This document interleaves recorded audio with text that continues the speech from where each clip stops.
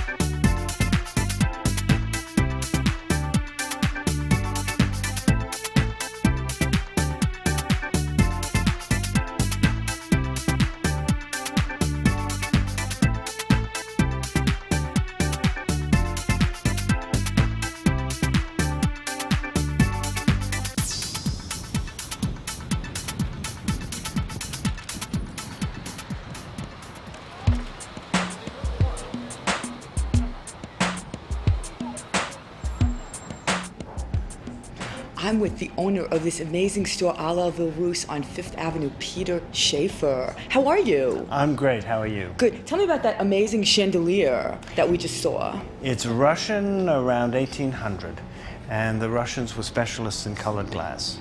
And that's why you've got such incredible colors. Now, you carry a lot of Russian. You specialize in Fabergé. Correct.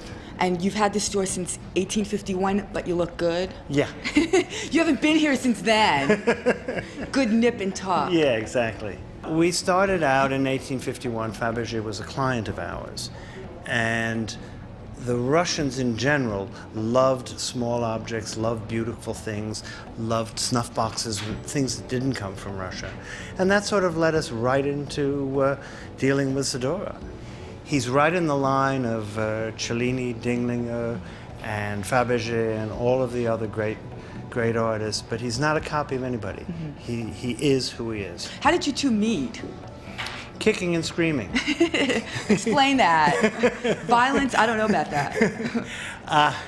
He had an exhibition at the Armory, and a friend of mine called me up and said, you've got to go, and I was busy doing other things and I couldn't, and she almost literally came in and grabbed me.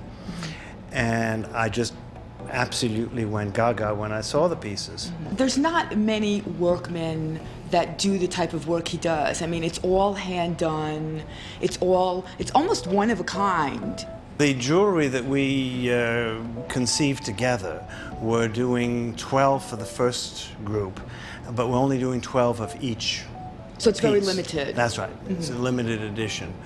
Because he is such an individual artist, you don't want to start having them out all over. Some of the smaller pieces, the individual frogs and stuff of that sort for which he's famous, are done in a much larger series.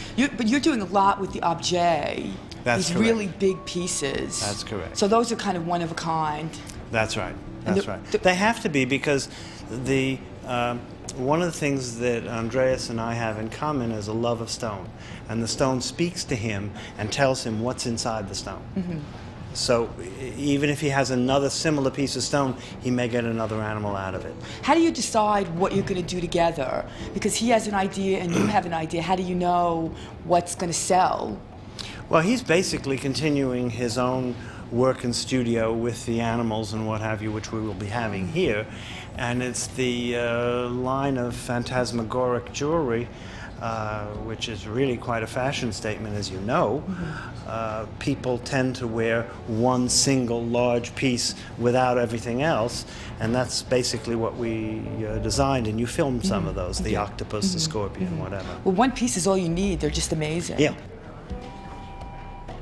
I'm with the man of the hour, Andreas Von Zadora Gerloff. Whew, that's a long name. How'd you get that? I inherited it.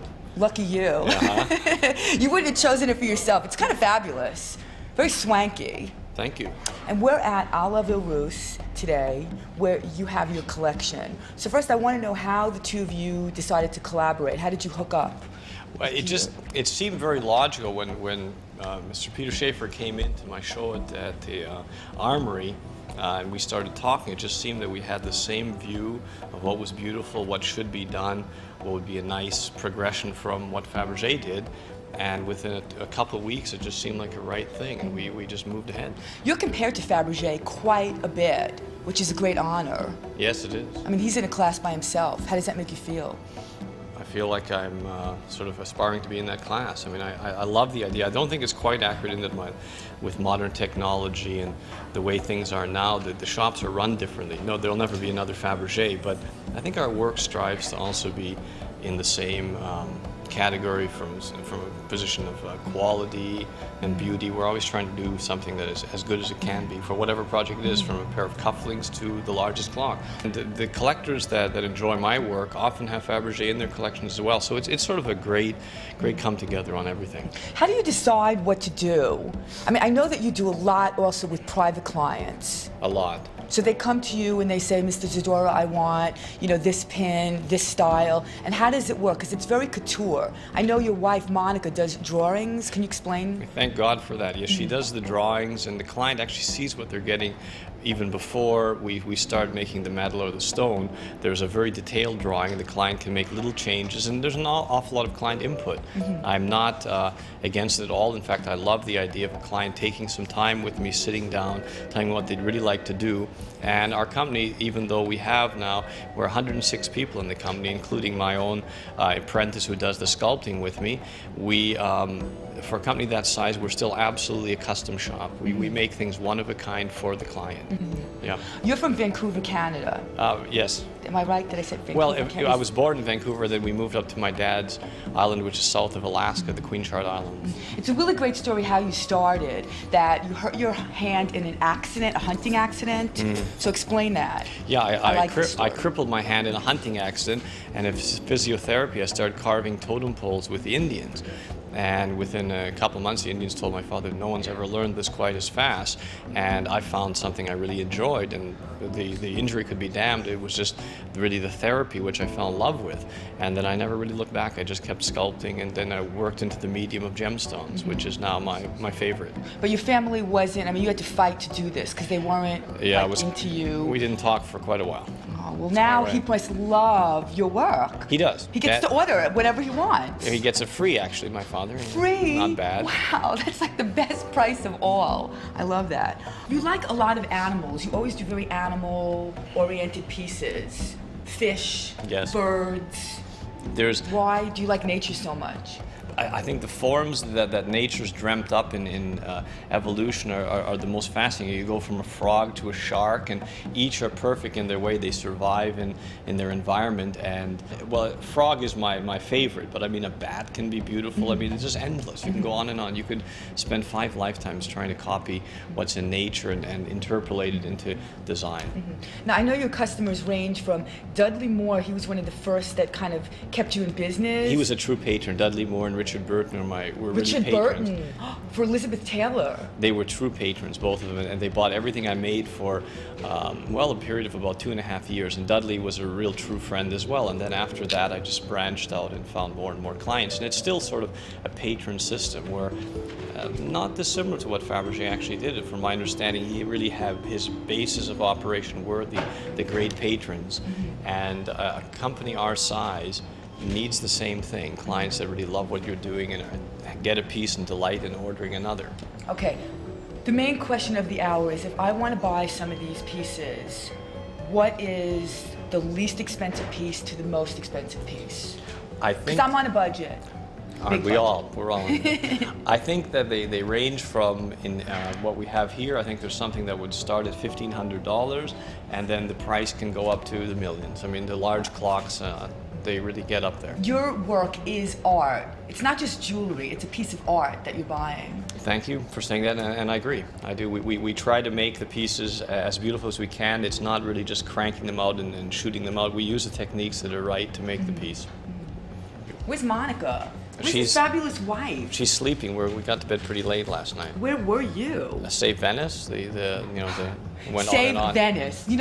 How about the Lauren Izursky Save Lauren? Needs a new wardrobe foundation. We'll call Carnegie Hall. Okay. He's always at some event. Well, thank you so much. I love it. Thank you. Thank you.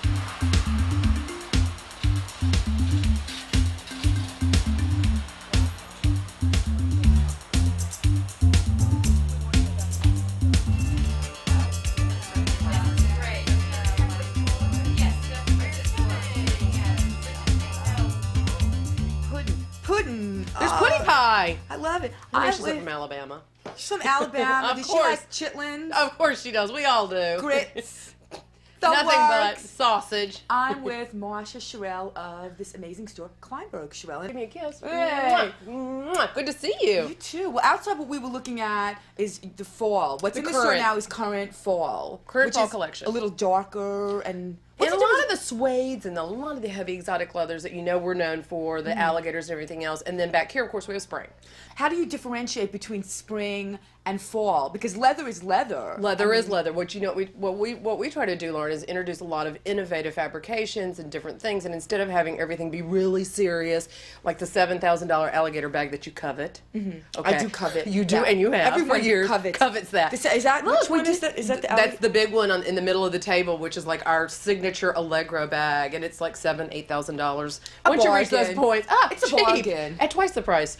This is what we've done for spring. Is we've done some great plastics. We do these out of Mexico, and then we bring them into our factory in Atlanta and trim them with leathers and everything. And little Esther Williams bags. Are they not fabulous? And they still have the Kleinberg Sherrill touch because they'll have like a little love knot. They'll have something that sort of still says Kleinberg Sherrill, like the hardware, but they're less expensive and they're more for the moment. I mean, for spring, do you want to wear a big, heavy alligator bag? No. Yes. Well, no, You do. no. I mean, she made me say that. No, I do. I want to wear alligator all the time. Of course you do. So now these are spring. You're saying is more modestly priced. Yeah, it's normally. modestly priced, and it's more- young, it's younger. and it's hip because you can play around with the materials. I mean, look at this funky lucite bag, and it's leather, but it's a centropelli leather, so it's like a laminated, glistening kind of disco bag. This is kind of fabulous. I love know, this love it. leather. This is new. It's new. It's brand new. It's a suede underneath, and then it's been treated and foiled with a silver foil. So it's like that whole Boogie Nights kind of feeling. You and I are Boogie Nights. I was Boogie Nights. I know you were. You know what they say? If you What? remember it, you weren't there. So do we remember it? Oh, I don't know. Anyway, this is that was fun. our disco past, our youth, and then more of the little disco bags for spring in the silver, which I love metal. What's the difference between day and night? Like, can you really wear this in the day now? I mean, I would think so. Many people say about me that most people's night is my day. Because she's glamorous. I do love a ball It's gown actually for morning. midnight right now. She gets up at like 11 o'clock at night. I know, you're so sweet. go out. Not to take me early. Can't get out of bed. And then we have the wood, which, I think the wood is really year-round. But we do it in a bunch of fun colors for spring. And then obviously, look, Lauren, when we do something as silly as the shells, we've still maintained the Kleinberg Sherrill quality. It's still silk. We still make all the bags in Atlanta, but we've done the shells on it. Kleinberg Sherrill has its own look. I mean, it's like you and I. We wear Galliano. We wear Saint Laurent. I mean, it's very girly.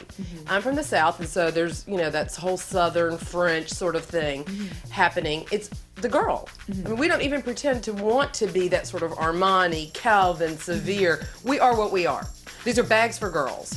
How many bags should a girl have? 17,000. I'm sorry. A bag for every outfit, Lauren. Most women do, and even I, stick to one handbag. You have one tried and true bag and you carry it with you, and that may be the alligator or the leather or whatever. Then that's when the whimsy comes in. When you have the time and you're getting ready to go to sort of a cocktail party or whatever, and you want to carry something fun and something that's a little bit different, red python with wood. So it's like a moment. So what you're going to do is you're going to make a big investment in the one really important bag or the one really important belt, the belt of ours that you have that's like the alligator with sterling. And then for fun, you're going to do like a chain belt. The days of wearing a handbag and a shoe and an ensemble that all match are over. I think so too. It's not modern. It's not modern. You need to have one bag that kind of goes with you everywhere. And this season, with red, this red bag may be your everyday bag. Now, is that a day bag? It looks like It's a travel day bag. It's a day bag. For me, Lauren, this is a day bag because I got to fit putty in it. Putty, the dog, and the baby, and the baby. She has a diapers. baby, too. Who loves you and kisses your picture on Love the TV. her. She runs to the TV to kiss Aunt Lauren. As she should. So, I trained her well. how much would something like this cost? This bag in Python, because we make it all ourselves, is only like $750.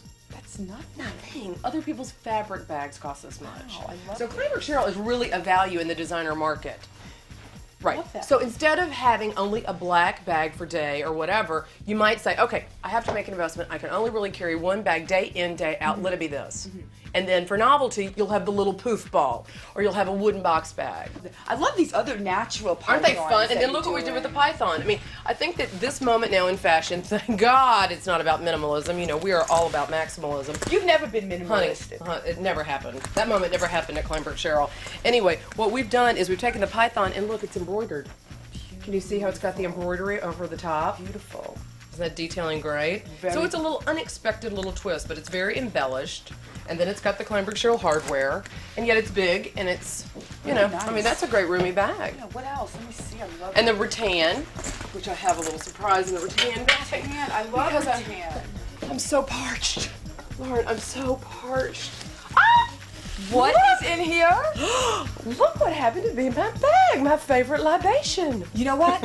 How come that's my favorite libation? Moet and Chandon. It's mine. Oh, no, it's mine. No, it's yours. It's No, putties. no. It's putties. All right, we're going to put this down and we're going to have to get back to this later. Yes, we are going to All get right. back to this. Name names. Who shops here? I know you have some famous people too. Well, we even do like, you know, hip hop people like Mary J. Blige, Hillary Clinton. Hillary? I mean, yes, Hillary. What did she buy? Wow.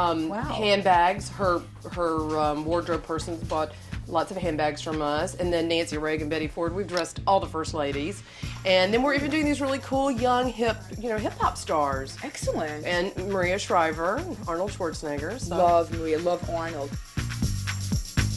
So you also do custom. Oh, sure. Hey, it's like Burger King here. Have it your way. Burger King, Whoa. extra pickles, extra lettuce. No, don't come here and ask for pickles. It's No pickles, but you can ask for all kinds of special alligator skins. We have like 70 skins here in the store. Ostrich, alligator. I mean, we even had nothing endangered though. No endangered species. I mean, everything is protected, Fish and Wildlife Service and all that kind of good stuff. That's why it's the best. I mean, it's the most expensive skins. We actually had a gentleman that came in who was a size 50 belt. Huge. Yeah, this is not a small man. And this is not even Christmas yet. It's Oh, not it's even not, like- but it was Christmas for him all year round, evidently, in the food department. So he was having a little too much Yuletide cheer all year round, so we made him like a size 50 belt, and he loved it. Well, I'm sure he looked good in it. I'm sure Of course it he did. It was like fabulous Kleinberg Cheryl belt. It looked great. So we could do any kind of size. I mean, we really are almost like an old-fashioned kind of resource, like Hermes when it, you know, years ago when they had their shop actually in the back of their store. I mean, in Atlanta, our factory is right behind our store. Here, the showroom is right behind the store. I mean, it's very much artisanal. I mean, we make everything, we wholesale, we retail, we really do it ourselves. We're vertical. Do you sell in other stores though too? Oh, we do. We sell all over the country, and really all over the world. But this So- is kind of your little. This is like my jewel little. box. This is my jewel box, and it's like a design laboratory. I can go out there, and I'm fairly anonymous, despite the way I look and behave.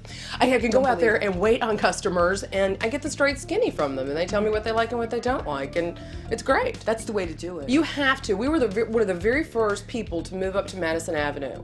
We moved 5 years ago, and that was before Calvin, even before Armani, and a lot of these big, happenings on Madison Avenue.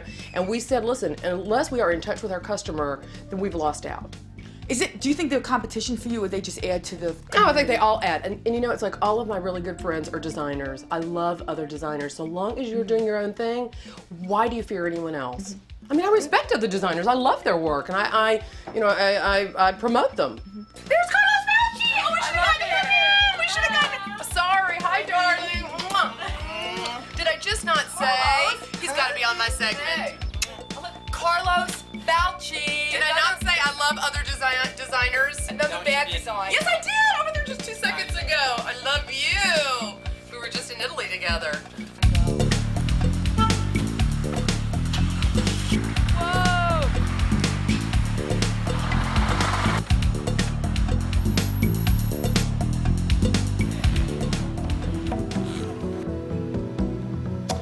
Atsuro Tayama. I'm very excited to meet you. Japanese designers seem to be opening up a lot of shops in New York. Is this a new market for you? 日本のデザイナーというよりも Same age designers from like a Helmut Lang and a costume, and those people just opened a store around in Soho, and he was so glad to open a store at the same time with them.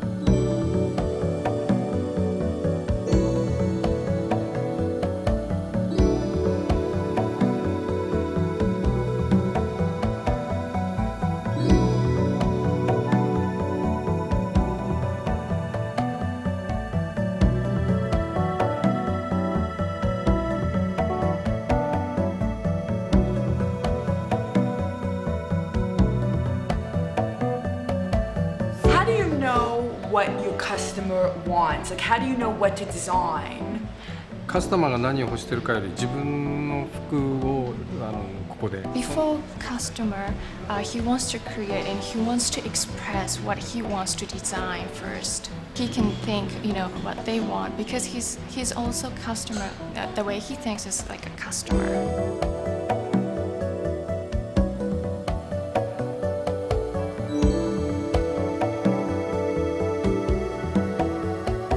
What other designers do you like in America or Europe? Do you have any other favorite designers?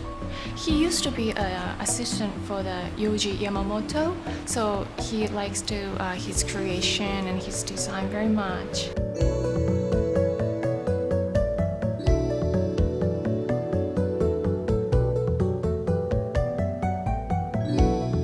The fashion movement is changing always, like from Japan, Italy, Paris, America, and he thinks that it's important to have a store, those important places. He's very famous in Japan. Yes. Can he walk down the street without being mobbed? Everybody, he's famous, people running after him. Atsuro, Atsuro! 有名すぎてなんかみんな追っかけ回したりとか Tayama-san! そういうことありますか？いやそんな僕らちょっとムービースターじゃないんでそんなことないです He's not a movie star, so maybe not. He could be. Tell me about your campaign at Harper's Bazaar with Mila Jovovich. I love Mila. How did you choose her to be your image? He would like to use model like who is before famous, but before the bloom. Before they're yeah, famous. Okay, hey, I'm available. I'm not famous. So, let me put some clothes on. I like that. Okay. Domo arigato. Gozaimashita. どうもありがとう Thank you very much.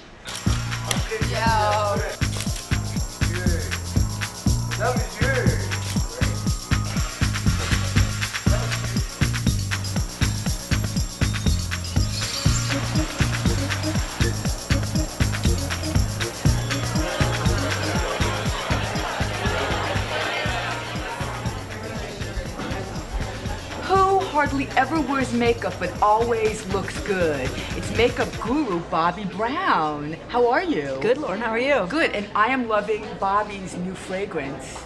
Is this called Bobbie? It is called Bobbie. I love it. With a small B. It's called Bobbie. Very pretty. Thanks. Now, why, after doing and beating everyone's face with your own makeup, are you doing perfume? It was such a large request of our customers. People say, you've simplified our makeup, you've simplified our skincare. We want to see what you would do in a fragrance. And, it was a lot of fun. There's a gazillion scents out there. How did you decide what your customer, the one scent is that they want? You can't please everyone with fragrance. That's the thing that we realized. When I made a fragrance before this that I loved, and it didn't test very well. So I really had to make a judgment to scrap it and go with another fragrance. So this is the one that tested really well, but it's not for everyone. Everyone likes something different. But I think that this fragrance is a very wearable fragrance. It's light, it's fresh, but it's not a unisex fragrance. There is definitely some floral in it, so it's feminine, and it's a woman's fragrance. It's an eau de parfum, and it's long-lasting. A lot of fresh fragrances don't last. That's what's so great about you. You're very minimal in all ways. I mean, here, one bottle, that's it. One thing. Your makeup, even your makeup line, I mean, there's a lot of choice, but yet it's really pared down. Why did you decide to go that way instead of giving 5 million choices? Because I think life is complicated enough. Most of us have so many things on our plate, whether it's kids, work, boyfriends, anything. There's so much going on. that should be simple. It should not be a hard decision how you get dressed in the morning, what kind of makeup you put on, and your fragrance. And when you come to the counter, you want to make it simple. My style is very pared down. I've told you this many times. A woman is about her style. It's not about I don't think all women should look like me. I think all women should look like them. I think you look amazing. You have your style. It's about you. I have my style. It's about me. You are the beauty goddess at Harper's Bazaar. Well, I work on beauty at Harper's Bazaar. There are a lot of goddesses. I'm one At of Bazaar. At Bazaar. So what do you think about Bobbie Brown? Why do you love her? Well, Bobbie is so lovable. Bobbie is so approachable. Bobbie makes beauty accessible. She takes away the fear factor. She makes it simple. She makes every woman feel like it's something she can do. Every woman can look her most beautiful. You get to do everybody's show. You do Michael Kors. What other designers did you do? Bill Blass, Tommy Hilfiger. When you collaborate with someone, do you just do what you want to do, or they tell you what they want? How do you decide what the look is going to be? There's definitely a feeling when you walk into a designer, you have that Bill Blass feeling, or you have that Han Feng feeling, and you work with them. You know, it's so much about our business is relationships. So you know what they like. There's certain looks. You know, Tommy has a look he likes, and you know, you might have an idea and try to have like something a little twist, so it's not always the same. I always like to give a little surprise, even though it's classic. Something's gotta be there. How often does makeup change with fashion? Like, how often do your colors change? Well, I think the cosmetic companies and the magazines will tell you they are very seasonal. The reality is they're not. You know, a woman should have colors that work for them all the time, and you might add one thing. You know, maybe it's about a pale lip that season. Maybe it's about a sheer red lip. So things don't drastically change, but they adjust. I mean, spring. What happens in spring? Everything gets pretty and fresh. What happens in the fall? Things get deeper. I think makeup should be influenced more from a woman's moods than the trends, than what the magazines say, what the designers say. It's really about a mood.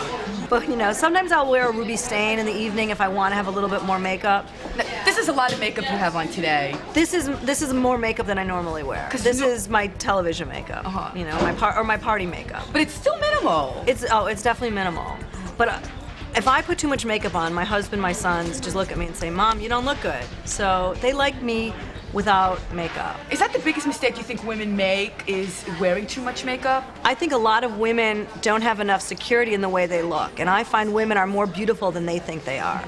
And insecurity. It's insecurity, and you get used to something. You absolutely get used to something, and to see yourself you almost have to like strip everything down and learn what you are on the inside. It's like taking off your clothes and standing there naked. No one likes to do that. Brutal. It's brutal, but the reality is that's who you are, and you've got to accept yourself. Because, honey, you're not changing. Unfortunately. Yeah, you are, but not for the better. Well, I actually worked with a 25-year-old girl today who was complaining about she's a little fat, she's a little this. She was skinny as could be, she was beautiful. And I said, you're 25, appreciate it, because when you're 35 and 45, you're going to look back at pictures and you're going to kick yourself. What was wrong with me? I used to look so good. So you got to start today appreciating what you look like.